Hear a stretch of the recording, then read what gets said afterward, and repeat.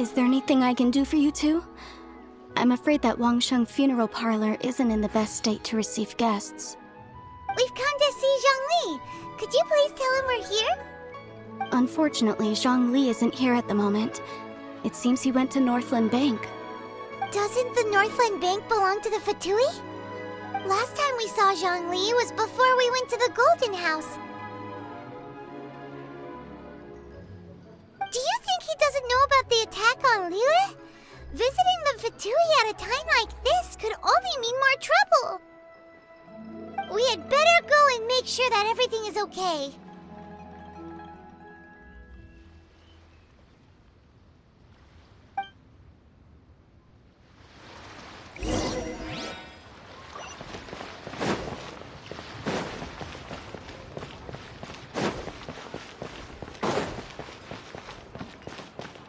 Julie's out of step. Have some new items.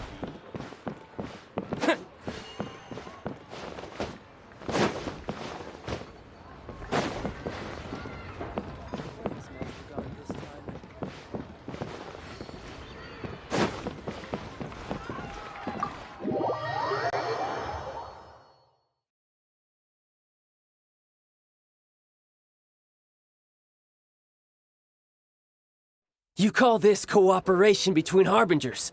Cooperation involves communication, you know. Don't take it to heart, child. Besides, aren't you happy that you got to skip the formalities and bring chaos to the land? I'm sure you must have enjoyed that. Oh, it seems that some of your friends have arrived. Hey, it's Zhongli and Child. And... It's you two. I believe we've met once before. In the City of Bards, was it? I'm glad you still remember my name. Ah, right. I imagine that it must have been rather hard to forget watching helplessly as something precious was snatched away from your friend. Well, if it isn't you two. This is our first time seeing each other since Liyue was nearly wiped off the map.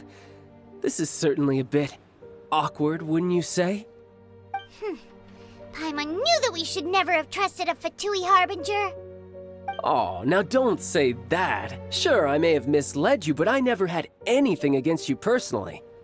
Besides, I thought we were getting along quite well together, didn't you? Except for that little tussle we had at the end. Nothing personal. We just have different views, that's all. Of course, you may very well hold this against me, but that's up to you. The real deceivers here are Senora and Zhongli. Curse them for leading me on. So actually, I think... Stop wasting time, child. There'll be plenty of time to chat once I'm through here. You remember the agreement, Morax. Now, if you would be so kind. The Gnosis, please. What in the world are you talking about? The contract is fulfilled. That which thou seeketh is now bestowed unto thee. For my promise is solid as stone.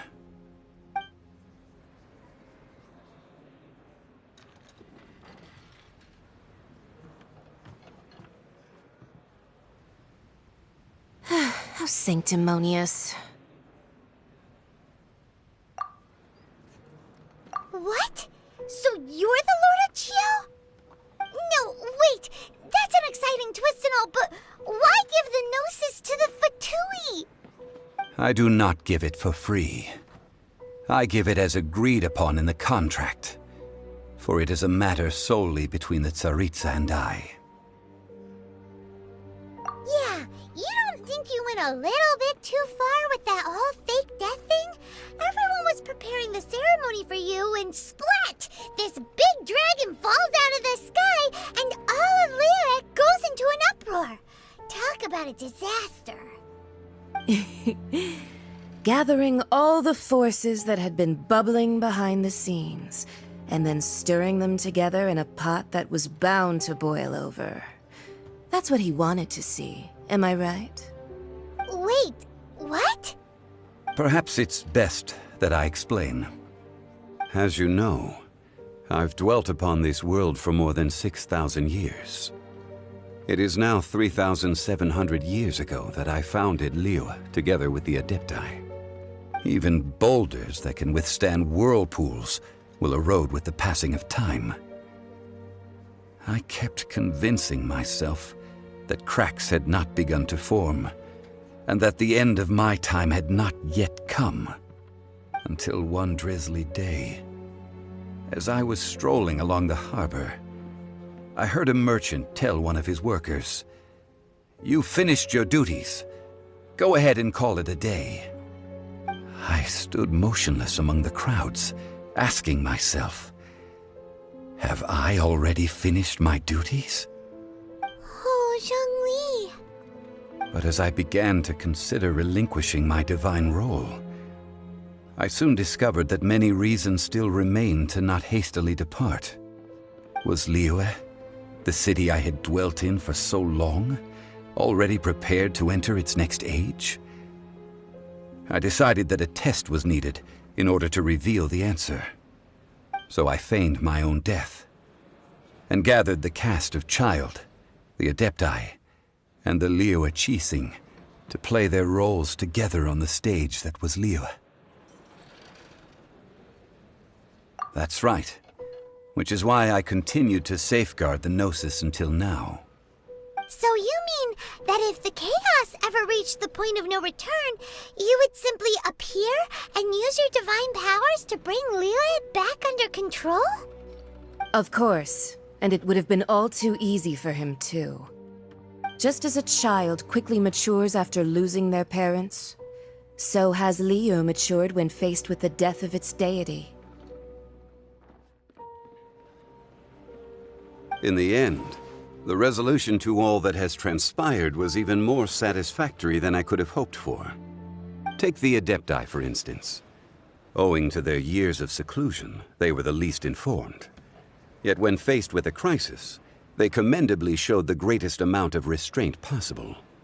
Not only did they manage to cooperate with the Qixing, but in the end, they even made efforts to understand the hearts of the people. Credit is also due to Signora, the emissary dispatched by the Cryo Archon to fulfill our contract. At my request, she kept everything she knew in strict confidence. This despite the eavesdropping ears of her colleague, Childe.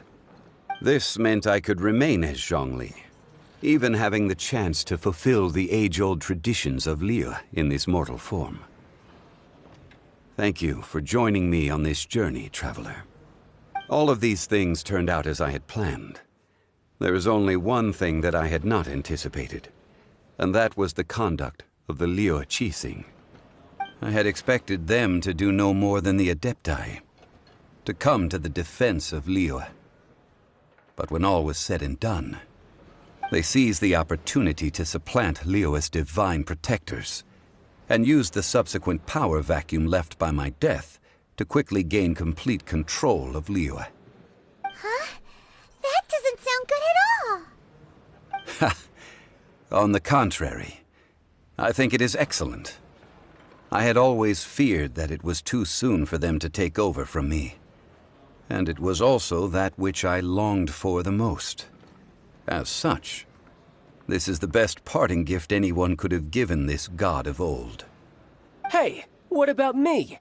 Doesn't anyone feel the least bit of remorse for deceiving me? You've practically kept me in the dark!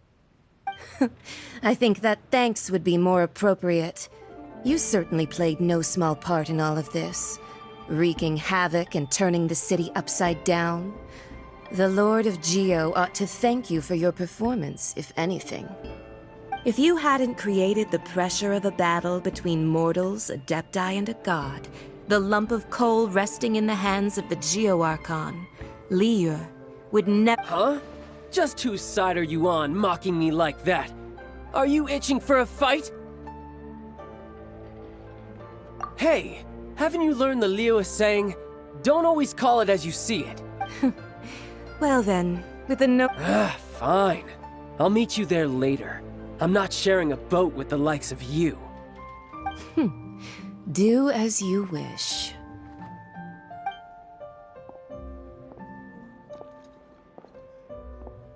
Now then, is there anything else you wish to ask me?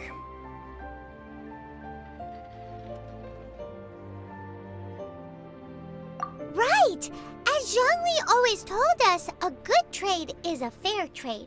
Paimon has no idea what could be a good trade for Enosis. Realistically speaking, there is no such thing. Huh? However, I am the god of contracts. For thousands of years, I have made countless contracts. If the deal was of no benefit, then I certainly would not be inclined to agree to it. My agreement with the Cryo Archon will be the last of my contracts as the Geo Archon. My contract to end all contracts. As for the bargaining chip that the Tsaritsa used to balance the scales, uncover that answer for yourself in your future journeys.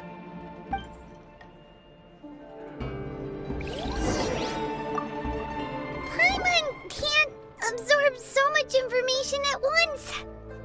So, Zhongli, what sort of contract did you sign with the Cryo Archon? Paimon's so curious. One of the clauses of our contract was not to divulge any of its contents. You're so petty.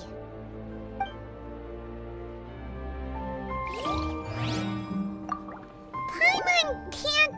So, Zhongli... One of the clauses of our...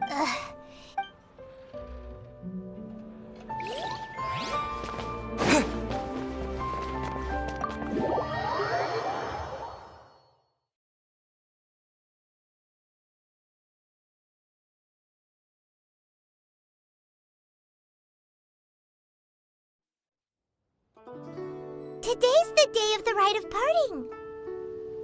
Although the star of the show is fake, we spent so much time trying to organize it, it would be a real shame not to go there now.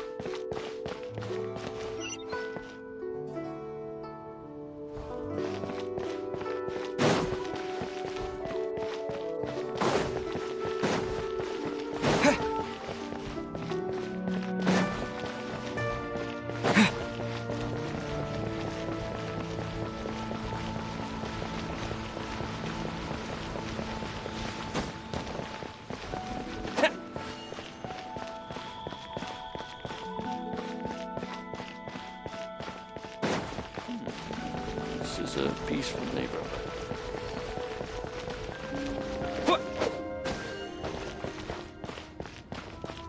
Oh, well, since we're going through with this rite of parting, I guess it means that those rumors hit the nail on the head. So Rex Lapis is really... But they didn't catch the culprit, did they?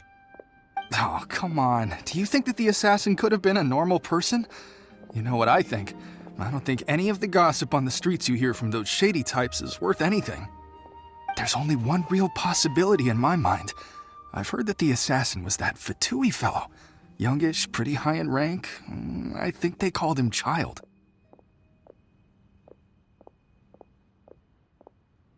The Fatui? They certainly are very suspicious. Who knows what those greedy, crooked folks... Shh! Lower your voice. If the Fatui catch you in their sights, Rex Lapis won't be around to protect you this time.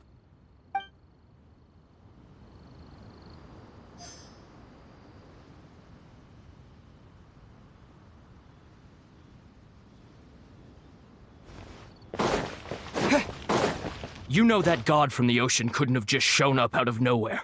I mean, it's been 2,000 years since Rex Lapis subdued it. Yes, and to think that this happened right on the heels of the incident with Rex Lapis, too. Say, do you think the person who assassinated our lord and released that evil god might have been one and the same? Now that you mention it, that's very possible. Yes, it's very possible indeed. I mean, it all fits together. That person must have colluded with the evil god to harm Rex Lapis. Oh, that wicked, black-hearted scoundrel. Still, what sort of supernatural prowess must this person possess to be able to do such things? I have never heard of such a person in all my years. Ah, forget it. Guessing's no use to us. Look, the Millelith over there looks like he's about to make an announcement. Let's hear what the Ministry of Civil Affairs has to say first.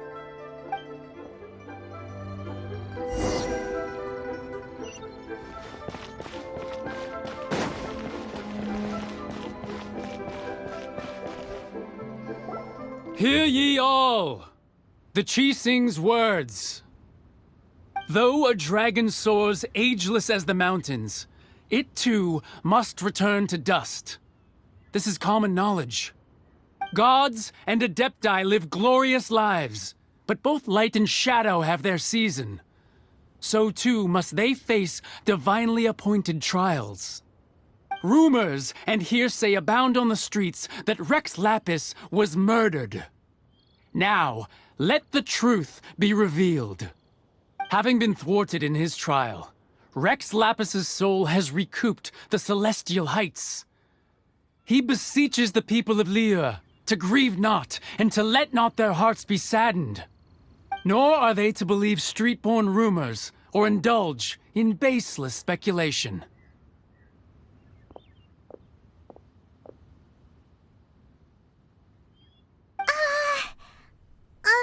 Paimon needs a translation on what the Qixing's announcement said.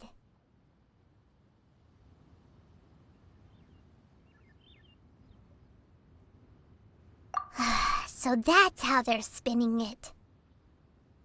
Something feels off. Why would they suddenly give up looking for the murderer? Not to mention how this excuse sounds like something they just made up on the spot. Could the Qixing already have known that Rex Lapis wasn't dead? But Zhongli said that neither they nor the Adepti knew anything. Did Zhongli tell them in secret after his gnosis changed hands? Exactly, right? Ooh, seems like the rite of parting has been going on for a while now. Let's go have a look.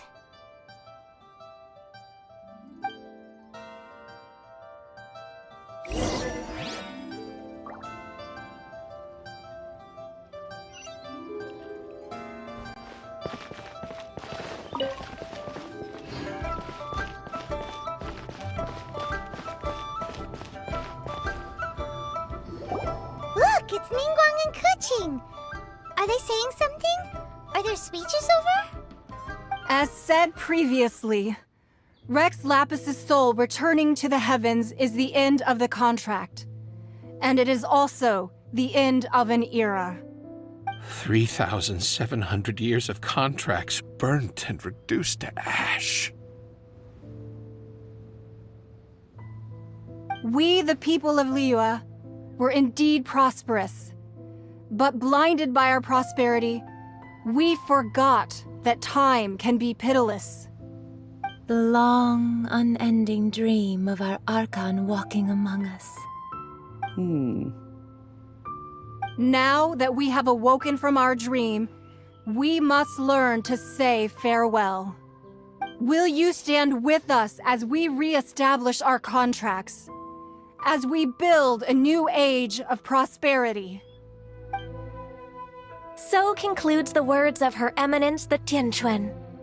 Does Her Eminence the Yuheng have anything to add?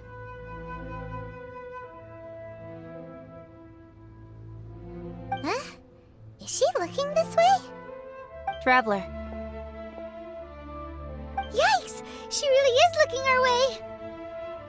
Is that the traveler who they say defeated the ancient god? So young. The Liyue Qixing always repay their debts. And as you have heard, our eyes see far and our reach is long. Name your price. You deserve that much. Whoa!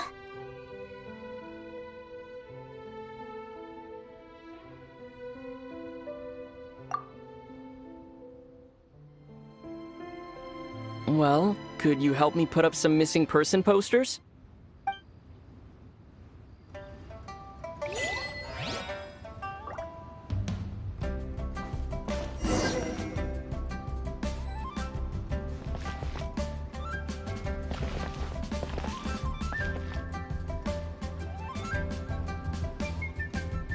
Roping you in was possibly the most masterful move we could have made.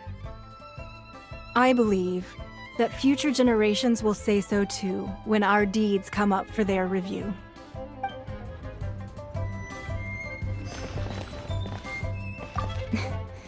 Why, you... Were you just trying to look cool earlier, or are you really that selfless? If you were looking for someone, you could have just told me that in private.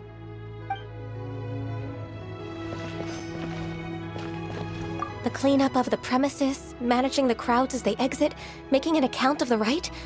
There's much that remains to be done. I didn't miss anything, did I?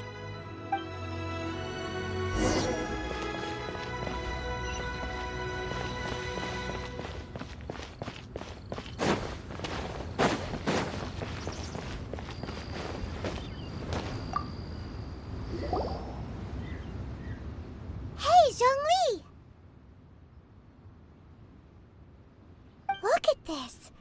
Everyone in Liyue is caught up in their emotions, thinking that they'll never see Rex Lapis again. And here you are looking all relaxed. Why would I not feel more at ease after laying down the burden I have borne for 3,700 years? Right. If the two of you can spare the time, I should treat you to a meal at the Xinye kiosk. Ha! That sounds like big talk, Zhongli. Paimon might have believed you if you were treating us to some third-round knockout, but you'd have to pay out your nose just to stand inside Xinye kiosk. Are you sure you can afford it? You're right. I do like the Mora. As the Rex Lapis Morax, I can easily create Mora. But since I have chosen to walk this earth as the mortal Zhongli, I should abide by the same rules that mortals do. When I was journeying with you, though I still had the Gnosis in hand, I knew that I must soon retire from my role as an Archon, so I had to rehearse a little for my new life. Oh, no wonder! Paimon gets it now. You didn't look at the price tags when we were spending because you've never had to. But since you weren't used to not being able to just make more Mora as and when you wanted to, you had to try becoming a parasite to society who lives off of other people's credit. Well, we were only spending Fatui money. You don't have to say it like that. In the City of Commerce, we do not merely exchange money or goods. We also exchange knowledge, memories, and foresight, as well as positions, roles, and lives. The Archon Morax could never experience life as the true mortal Zhongli could, no matter how many times he descended to be with his people. I must thank you for that. I will treasure the memories that I made as Zhongli, traveling the streets of Liyue with you. That is true. But there is no journey that does not end. No meetings without partings. Paimon thinks that we should make a move and continue our search for the Seven. I fear that continuing your journey may be difficult. The nation that neighbors Liyue by sea, Inazuma, is presently closed. The Electro-Archon Ball. And just as the people of Liyue preferred to call me Rex Lapis, she too goes by another name among locals in Inazuma. Paimon thinks we've heard that one before. Raiden? That is the case. And since Raiden is also the Shogun of Inazuma, people call her the Raiden Shogun. That said, though people at the wharf were saying that the situation in Inazuma is very tense, Paimon doesn't remember that always being the case. It wasn't that bad last year. Zhongli, since you're Rex Lapis, shouldn't you know something about what's happening there?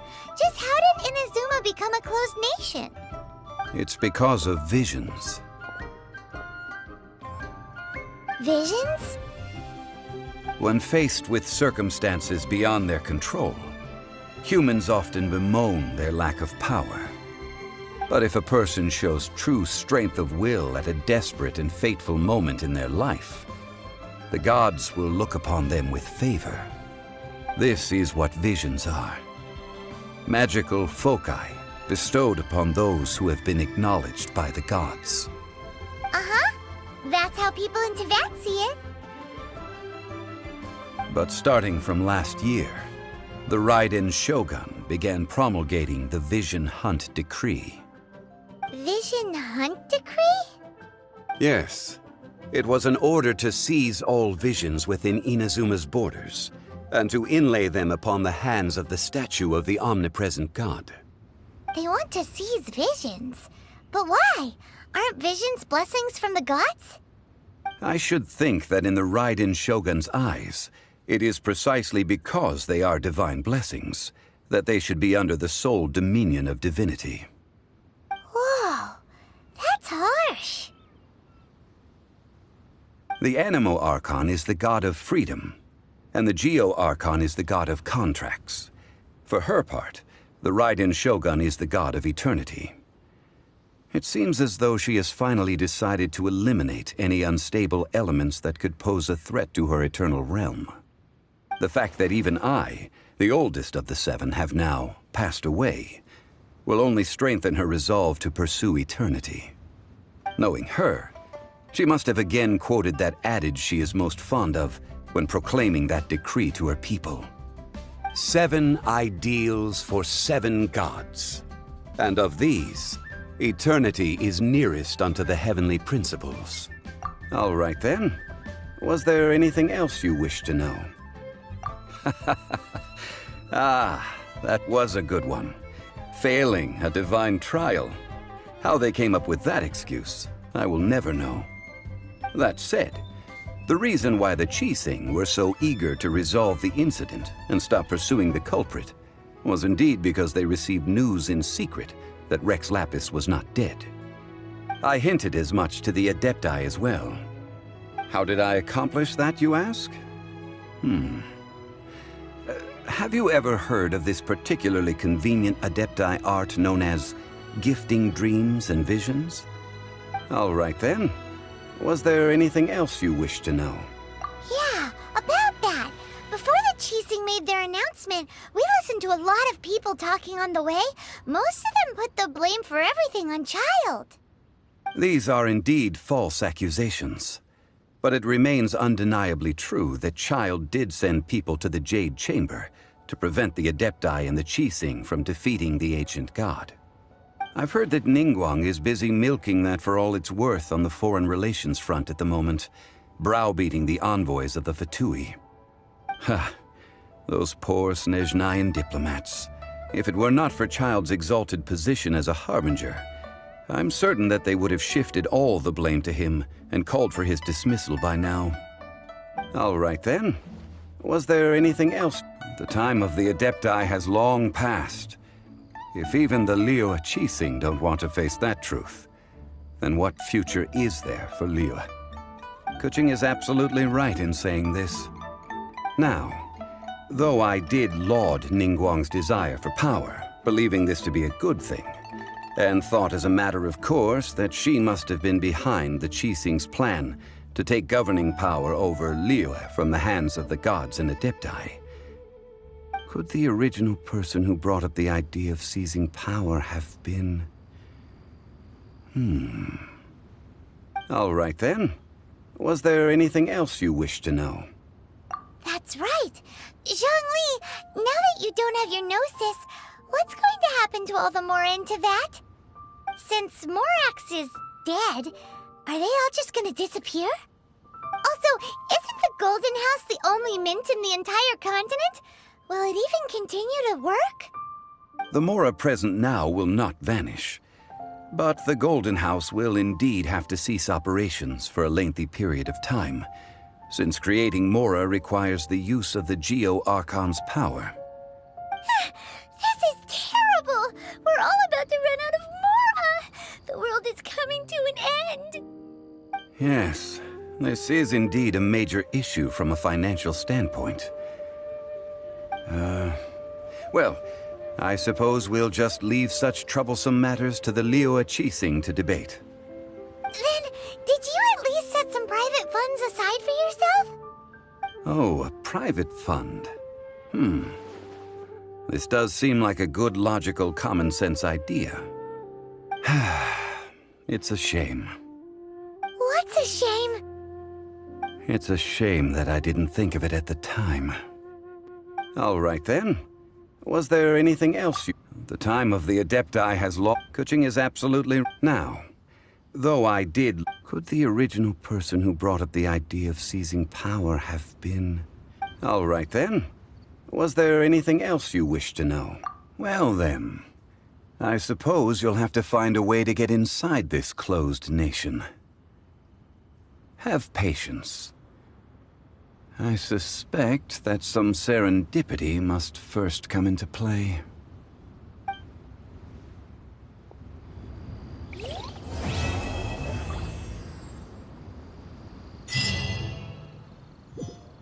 All right, then.